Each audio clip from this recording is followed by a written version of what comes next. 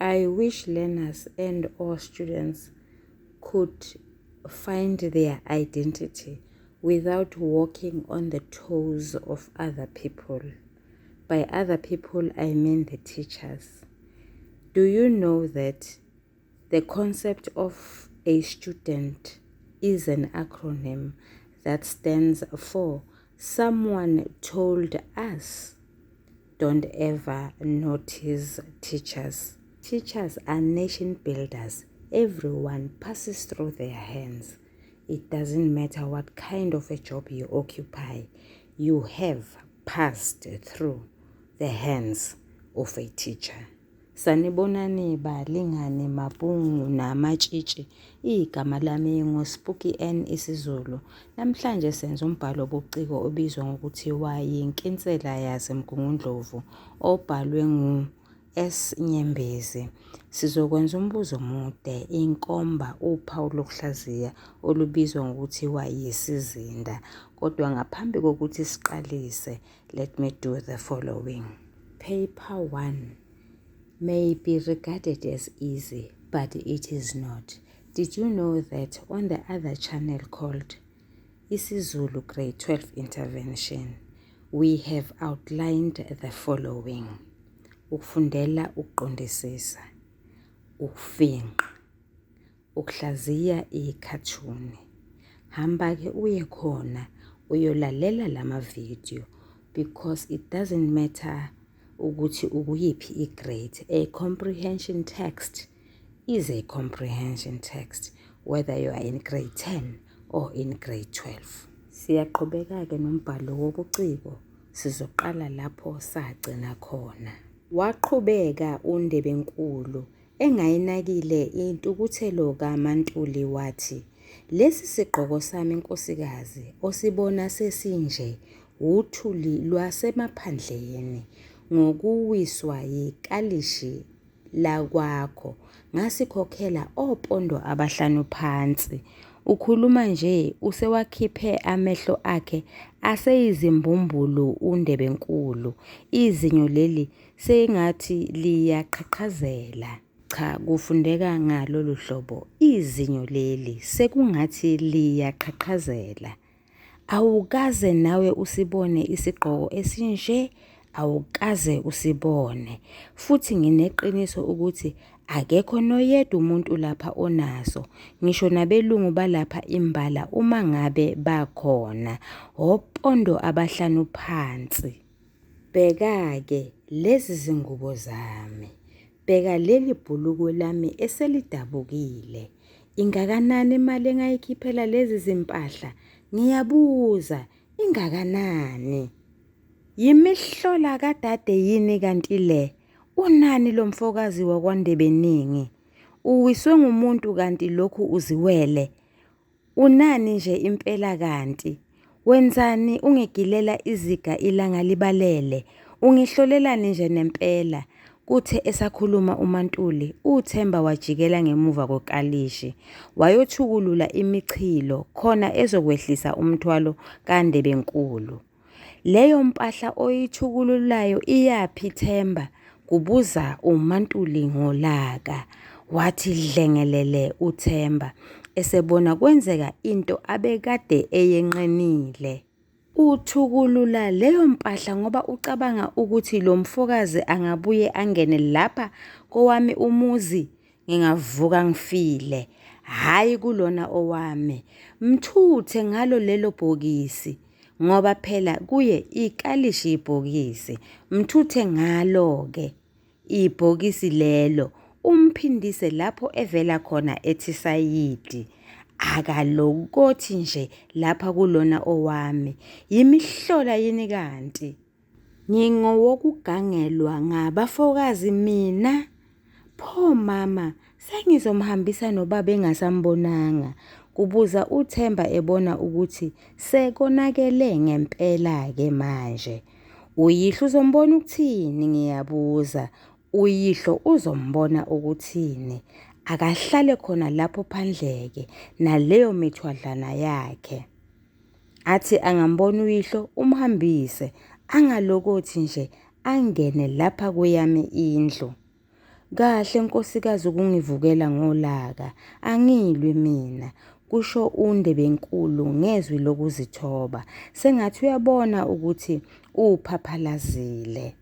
Noma usungixosha emzini wakho ngisesemabaleni nje bengingalwi. Bengizama ukukubonisa ukuthi ngilimele. Ngizama nokukuchazela isikhundla sami ngoba ngingumuntu ongamazi. Ngakho-ke awunakwazi ukuthi ngingumuntu okuliphi ibanga ngaphandle kokuba ngikuchasisele. Waphenduka uMaNtuli kanti ubeseyosithela endlini wathi, lapho nginandabani namabanga akho. Wathula uMaNtuli ebuka lo mfokazi wathi, mngenise Themba. Wayephenduka uMaNtuli wasithela endlini. Sekuzwakala nje amagama aqhamuka ngasendlini ngoba ukhulumela phezulu ngenxa yokuthukuthela. Asazi-ke ukuthi sizohlalaphi lesi sicwicwicwi lokuthi thina singabantu abampofu, asinazimoto, sihamba ngamabhokisi. Thina asinazigqoko zawoponda abahlanu, besingazi ukuthi kanti sizelwa ngumlungu. Besingasoze nje savuma ukuba azofikela lapha ekhaya lomfokazi. Namanje futhi kuthi angimxoshe. Uthe ekuqeda lokhu kukhuluma kwakhe uMaNtuli wayesevele futhi emnyango. Cha nkosikazi, ungakhathazeki ukuthi ngizohlalaphi. Ungakhathazeki nempela. Noma ngempela ngejwayele inhlalo ephakeme nje. Ngizohlala khona lapha. Ubukhulu yibo lobo ukuba umuntu akwazi ukuzehlisa.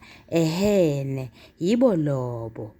Akusho nkosikazi ukuthi ngizama ukuzikhukhumeza uma ngikhuluma kanje, ngoba ngiyabona ukuthi wena ukukhuluma kwami ukuhumusha kanjalo.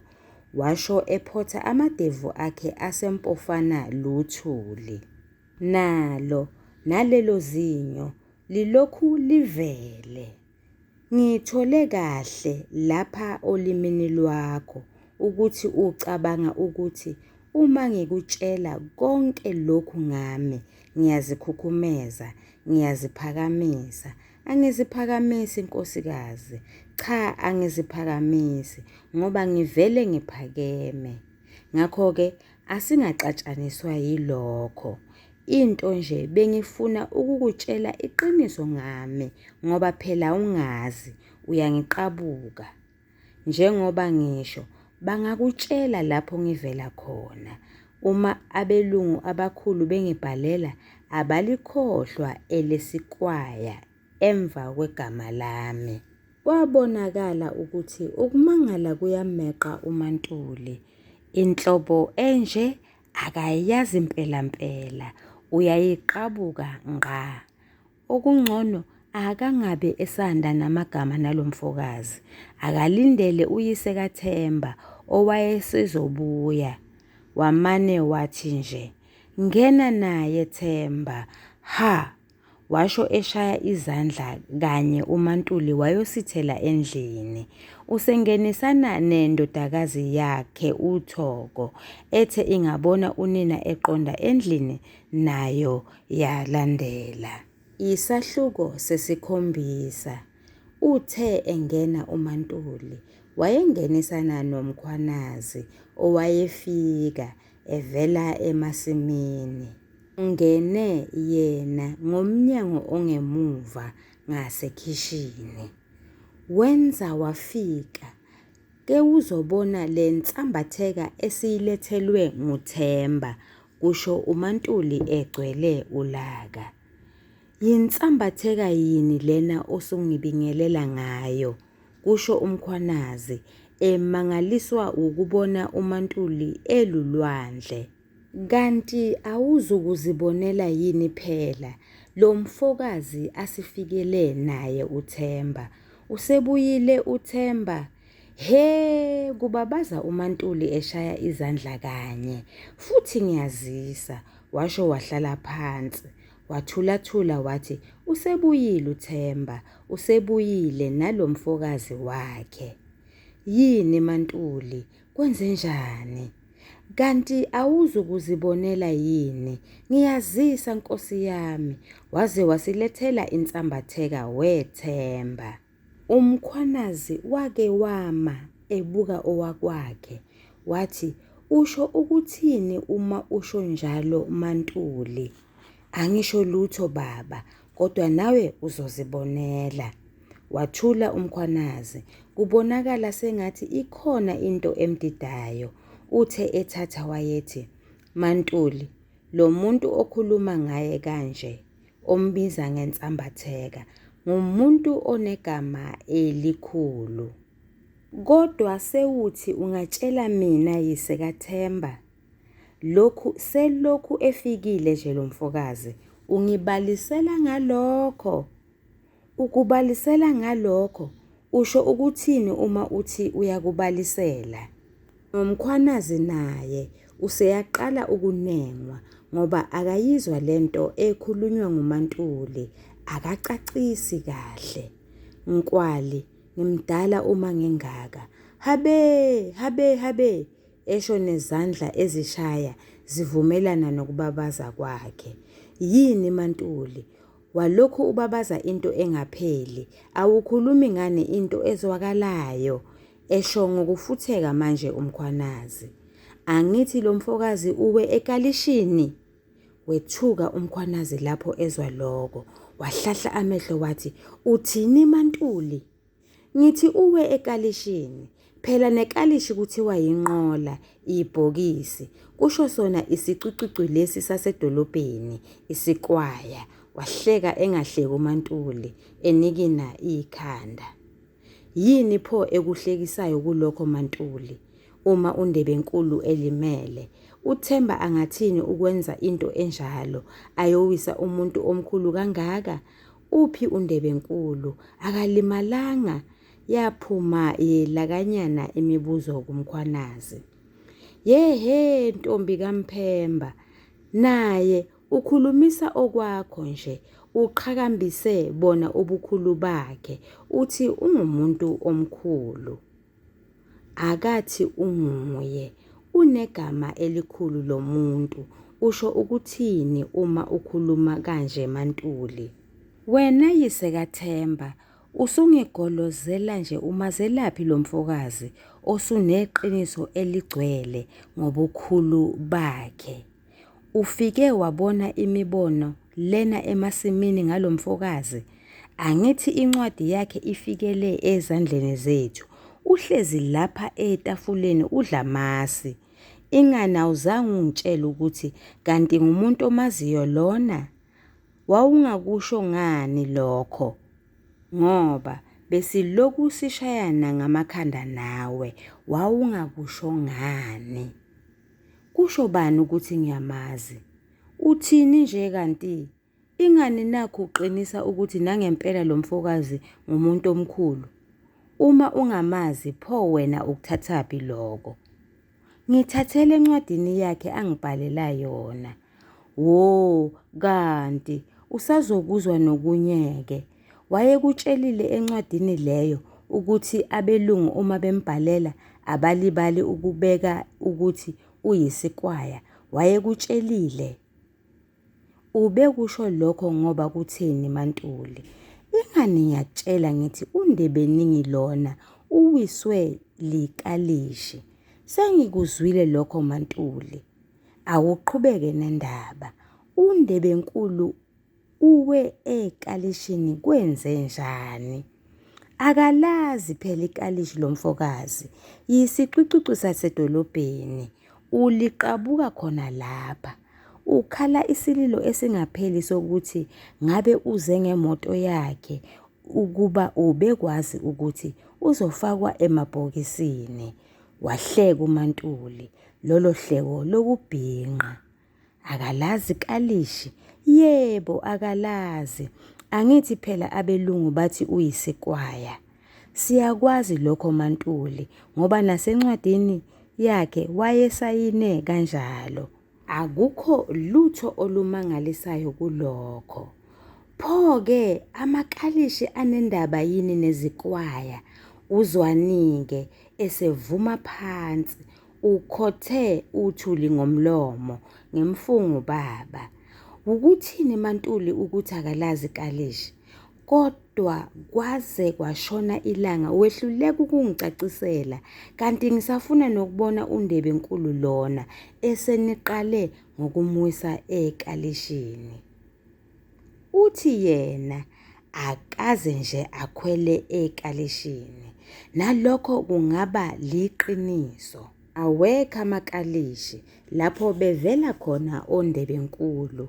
Siyezwa ukuthi abantu bakhona sebephakeme kakhulu, banezimoto. Usho njalo naye. Yini mantuli ukuba ube lokhu uthi usho njalo naye? Sengathi awuyikholwa lento ayishoyo undebenkulu. Sengibona ukuthi ngifanele ngikholwe ngoba kanti nawe uyamazi lo muntu ubukhulu bakhe, esho ngokubhinqa. Washo umkhwanazi waze wakuphinda nangesingisi loko. Ngiyamazi ngokuthi ngiyakwazi ukuthi abantu basemadolobheni sebephakeme kakhulu, abanye babo sebefana nje nabelungu. Suka lapha Isikhathemba, musa ukungihlekisa mina ngokukhulumisa okukandebenkulu, washo ephakama esihlalweni sakhe uMaNtuli. Wathula umkhwanazi ebheke umkakhe emangele ukuthi uqondeni ngaleyo nkulumo yakhe. Wabona uMaNtuli ukuthi noma ethule nje umkhwanazi ubuza umbuzo. Wayeseqhuba uMaNtuli ethi, phela isingisi usithanda kabi lo mfokazi. Usuke engakayiqedi inkulumo engakaliphosi nelesingisi. Manje nakho nawe sengikuzwa usukhuluma kanjalo. Umkhwanazi wathula akaze aphendula. Wayesephuma eyobingelela isihambeli sakwakhe. Wayethi usazoke acele namanzi okuhlamba izandla, kodwa ngenxa yokucasulwa nguMaNtuli wakhohlwa. Ungena nje lapha kulendlu, undebenkulu umile, uzibukela izithombe ezindongeni. Uziphafuzela ugwayi, akazi nokuthi liphelelepi. Usagqoke ijazi lakhe lelo abekade eligqokile ehla esitimeleni ethi Sayidi, nalelo bhulukwe adilike ngalo ekalishini. Uthe lapho ezwa ukuthi kukhona umuntu ongenayo waphenduka. Siyabonana mnumzane, kusho umkhwanazi ebingelela. Yebo, sawubona mnumzane.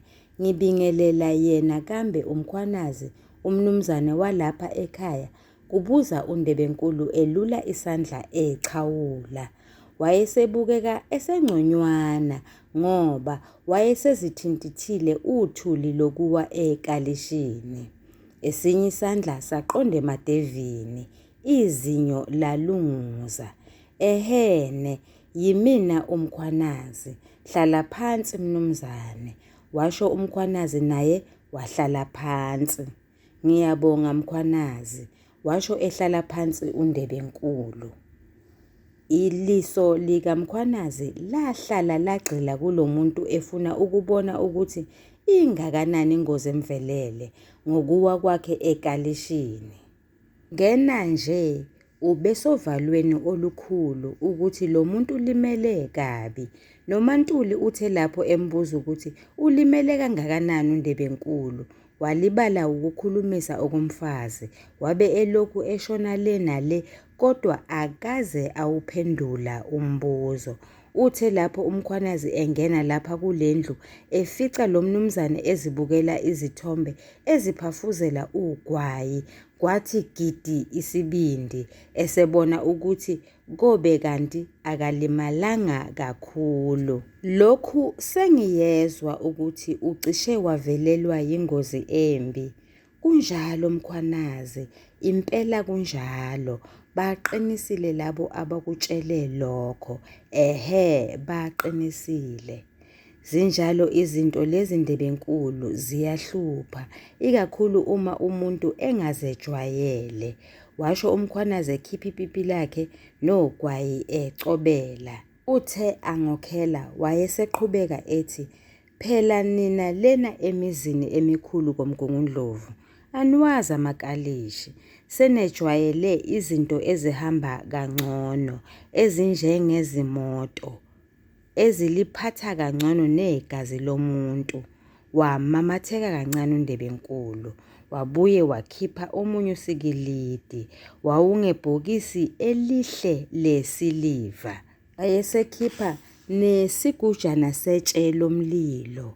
Wayesekhuluma ethi, "Kumnandi mkhwanazi ukutholana nomuntu onomqondo ohluzekile ngoba into usheshe ayibone, isheshe imkhanyele. Ehhe, kumnandi. Awubhekeke.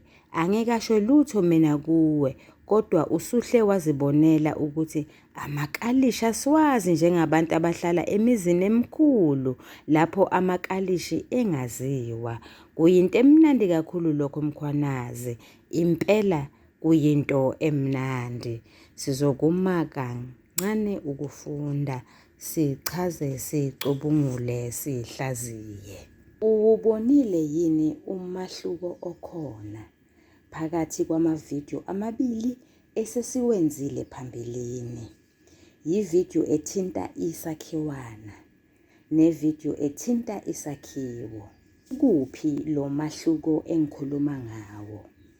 Usekutheni isikhathi okuphilwa kuso enyanyado esanini ingabe isikhathi sanamuhla samanje noma isikhathi sasemandulo kusadliwa ngoludala. Nkathi senza ividiyo ethinta isakhiwo, sathi isikhathi esanamuhla ngoba kunamabhasi, yize lihamba kanye ngesonto, likhona, kunamadolobha, oDandi, oJozibele, noTheku, kunezitolo, kunesitolo sakwaNgisana nesitolo samaNdiya eThisayidi, kunePosi, kunemishini yaseWeseli, kunemizi eyakhiwe isilungu, kunamabhulukwe, kunezitimela, kunensipho yokugeza. Kodwa ngenkathi sesenza ividiyo emayelana nesakhiwo, sithe isikhathi esasemandulo ngoba kunamakalishi. Kuhle kakhulu ngoba le ncwadi ayenziwa ibanga le-12 lapho besizoba nenkinga ngoba isikhathi ebesizozikhethela sona mhlawumbe besingeke sibe yisikhathi esizokhethwa yilabo abasethayo. Mlingani wami nawe mfundi, ungakhohlwa, isakhiwo asipheleli esahlukweni sesi-5 nesesi-6, kodwa siyaqhubeka size siyofika lapho kuqhabuka khona igoda, sisho kuvuthondaba phela. Manje, just for the sake of teaching, we teach different topics. Yilokho nje. Ake sibhaleke siphendule umbuzo. Sizobhala isihlokwana esithi isizinda. Seqe umugqa sibhale ngosonhlamvukazi igama elithi isingeniso. Isizinda sithinta okuthathu, okuyindawo, okuyisikhathi, kanye nokuyisimo senhlalo. Indawo, lapha kusemaphandleni, kunezindawo ezimbili.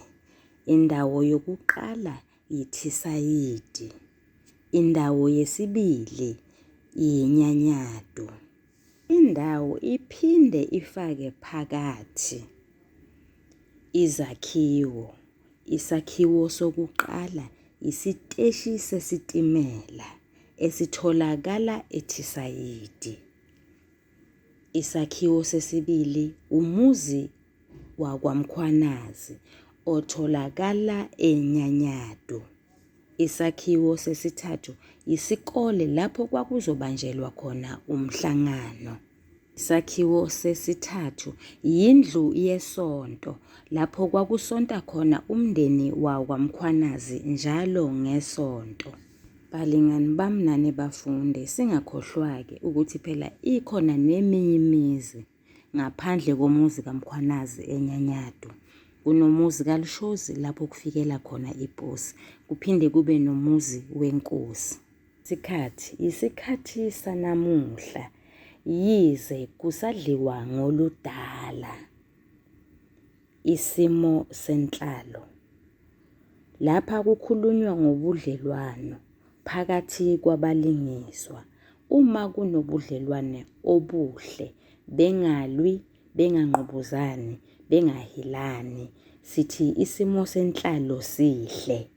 Uma kunokuxabana thizeni, behilana, bengqubuzana, sithi isimo asisihle.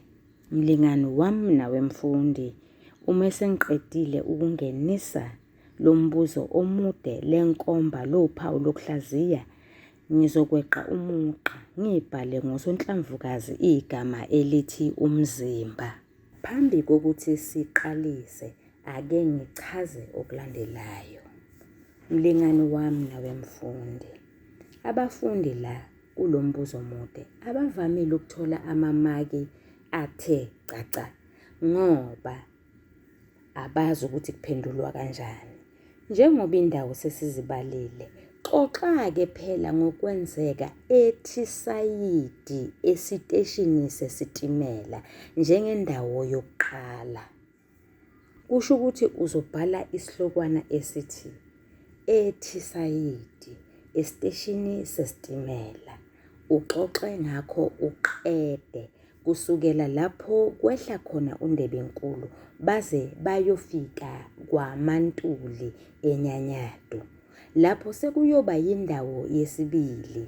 Alenzi phutha, uqalise lapho uNdebenkulu ewakhona ekalishini. Cha, akunjalo. Qalisa esakhiwaneni lapho uThemba eselande iposi efika nalo kwaMkhwanazi. Ake sibhale le essay. Nasi isihlokwana sami sokuqala, ethisayidi esiteshini sesitimela.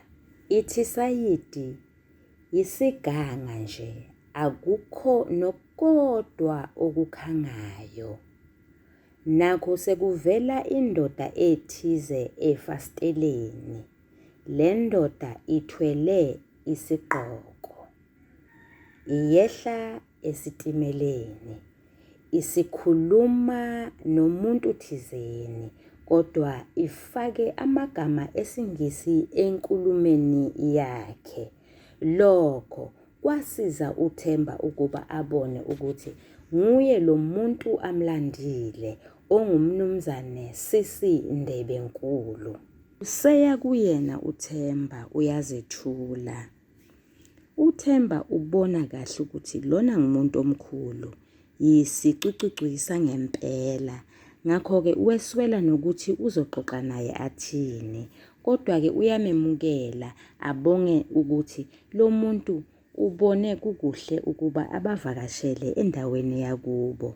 Uthe suka lapho uNdebenkulu waqaya, waqanta, wahema, wathi akajwayele yena ukuhambela izindawana ezincane ezifana nendawo yaseNyanyado. Kwamangalisa lokho uThemba ukuthi lo muntu ukhuluma kanjani. Ungathi nje uqala ukuvula umlomo ubusijivaza indawo lapho uvakashele khona. Phelelanga lapho, kwamethusa uNdebenkulu ukuthi amabhasi awekho. Kwamethusa ukuthi uzogibela ikalishi. Nguye lowana ebiza ikalishi ngenqola. Umcasule lokho uThemba ukuthi ikalishi lakubo libizwe ngenqola. Akumjabulisi uNdebenkulu ukuthi uThemba ubophela ipotimende lakhe lemali eshisiwe ngomchilo. Qhubeka-ke nokho uThemba walibopha, athi lapho edonsa eqinisa kakhulu umchilo, nalo muntu anyakaze kube sengathi naye uzwa ubuhlungu. Wayemchazela-ke kodwa ukuthi uma engalibophi leli potimende lizokuwa lilimale. Akhwela isicwicwicwi ekalishini, sahlala saxamalaza. uThemba kwadingeka ukuba ahlale acuthane. Sithukuthele phela isicwicwi sicasulwa ukuthi sehliswa isithunzi saso ngokukhwezwa ekalishini. Singathi singumuntu omkhulu kangaka endaweni yakubo bese sizogitshezwa sikhwezwe ekalishini okuyinqola. Siphinde sicasulwe nangamandiya lawo abekade emile ebukela. Ngenkathi besahamba ihhashi laphakamisa ishoba lakhipha umoya. Samangala isicwicwi esingundebenkulu. Sabuza uThemba ukuthi ihhashi lenzani. UThemba wavele wabona nje ukuthi uma lo muntu engayazi imvelo, lokho kuchaza ukuthi lo muntu akaphilile kahle ekhanda. Hamba belu ikalishi alimile, lihamba likhahlazeka likhalakathela, kwazise umgwaqo sewumubi. Undebenkulu lona usebambe ikalishi uThembe, izandla seziphumile ngisho ezikhwameni. Uhlahle amehlo ubani uyesaba. Bahamba base bayofika ekhaya. Uthe ngokufika ekhaya uThemba wehla ekalishini. Lapho ethi uyehla undebenkulu wakhotha inhlabathi ngomlomo. Balingani bami nani bafundi, ningakhohlwa-ke okwenzeka ethisayidi akuphelele la, kodwa-ke sizogcina la okwanamhlanje. Ake ngeqe umugqa ngibhale isihlokwana esithi enyanyadu kwaMkhwanazi. Sibona umnumzane uZef Mkhwanazi ebuthe izinhlonze, kwazise uthole incwadi evela emntwini angamazi. Ude ekhuluma yedwa ethi yimihlola lena. Le ncwadi uyifunde kabili, wayifunda, wayiqeda, waphinda futhi wayifunda. Unkosikazi wakhe onguMaNtuli useyamuzwa ukuthi ukhuluma yedwa. Useyaxoxa-ke uMkhwanazi ukuthi umangazwa ukuthi lo muntu unesibongo sakwaNdebenkulu, isibongo abangasejwayele. uMaNtuli akathandisisi kahle ukuthi lo muntu obhale le ncwadi ongusisi Ndebenkulu afikele kwakhe. Ubeka izizathu ezintathu. Esokuqala, lo muntu uyisikwaya, ngakho-ke umuntu omkhulu, uzomenze njani yena? Okwesibili, njengomuntu omkhulu, lo muntu angakhuluma nesiNgisi. Okwesithathu, akukuhle ukulalisa umuntu ongamazi emzini wakho. Noma kunjalo, bagcina bevumelene nomyeni wakhe ukuba uNdebenkulu lona bazomamukela njengesivakashi. Waphuma-ke umkhankaso uMkhwanazi eseyobikela amadoda ezindaweni ezingefani, emasimini nasemizini yawo, ewazisa ngomhlangano ocelwe yile ncwadi ebuya kuNdebenkulu. uMaNtuli wacela usizo kuMashezi ngoba wayengazi ukuthi yini azoyiphekela lo mlisa olindelwe. Kwafika usuku lomhlolo. uThemba wavuka kuseluvivi ekuseni, waqonda ethisayidi eyolanda uNdebenkulu. Nangempela wabuya naye, kanti uNdebenkulu usezokuwa ekalishini. Wathukuthela wagana unwabu uNdebenkulu. Kuwa kwakhe ekalishini, isenzo sakhe sokuthi amehlo akhe anamathele kuThemba sicacisa ukuthi usola ukuthi uThemba nguyena omwisile ekalishini. Useyasuka useqhapha uMaNtuli ngenhlamba. Uthi ingqondo yakhe ayitholisisi kahle ngoba engumuntu wasemaphandleni. Phela yena Ndebenkulu ungumuntu omkhulu, ngakho-ke kungenzeka ukuba uMaNtuli angaqondisisi ukuthi isigqoko sakhe lesi esesigcwele uthuli esemali. Ibhulukwe lakhe leli eselidabukile ngelemali. Ukuzikhukhumeza kukaNdebenkulu nokuchapha uMaNtuli ngenhlamba kwaba nomthelela omubi. uMaNtuli wavele wala ukuba uThemba athukulule izimpahla zikaNdebenkulu amngenise endlini. Wancenga uThemba, wathamba uMaNtuli, wavuma ukuba uNdebenkulu angene endlini. Uyafika umkhwanazi, uMaNtuli uyathemeleza, akahlali endabeni axoxele umuntu obengekho ukuthi kwenzekeni. Uyababaza ushaya izandla, kodwa umkhwanazi wagcina esetholile ukuthi uNdebenkulu lona uwe ekalishini. Nguye loyana esenikela kuNdebenkulu, emthola ephafuza ugwayi, naye wokhela ipipi lakhe wabhema. Bobabili baphafuza ugwayi baxoxa. Mlingani wami nawe mfundi, sizokuma lapha, hhayi ngoba okwenzeka kwaMkhwanazi ethi sayidi kuphelele la, cha akunjalo. Senziwa ukuthi yilapho sigcine khona ukufunda. Mfundi, kusho ukuthi indawo yesithathu ikuphi? Yisesontweni ngesonto. Kusho ukuthi indawo yesine ikuphi? Yisesikoleni ngoMsombulukwe. Balingani bami nani bafundi, lokhu kuchaza ukuthi ngelinye ilanga sesiqedile ukufunda wonke lo mbhalo wobuciko. Lo mbuzo omude, lenkomba, lophawu lokuhlaziya oluthi isizinda, siyolwenza sithinte zonke lezi zindawo ezikhona kulo mbhalo wobuciko. Wesibili, mlingani wami nawe mfundi, iyiphi indawo othanda ukuqala ngayo?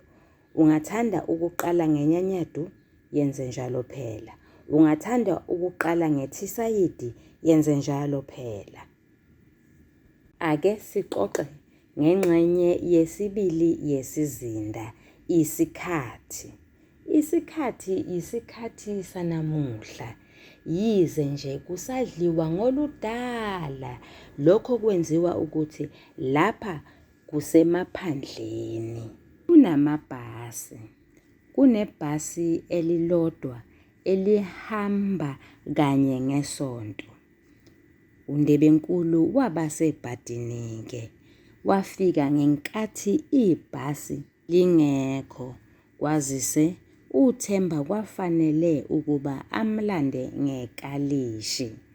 Kunamadolobha akhelene nenyanyadu, oDandi, oFilidi, kanti kunamadolobha athe ukuqhela kancane afana nawoTheku kanye nawoMgungundlovu, lapho kuvela khona uNdebenkulu. Kunezitolo, esinye salezo zitolo sitholakala eThisayidi, isitolo samaNdiya.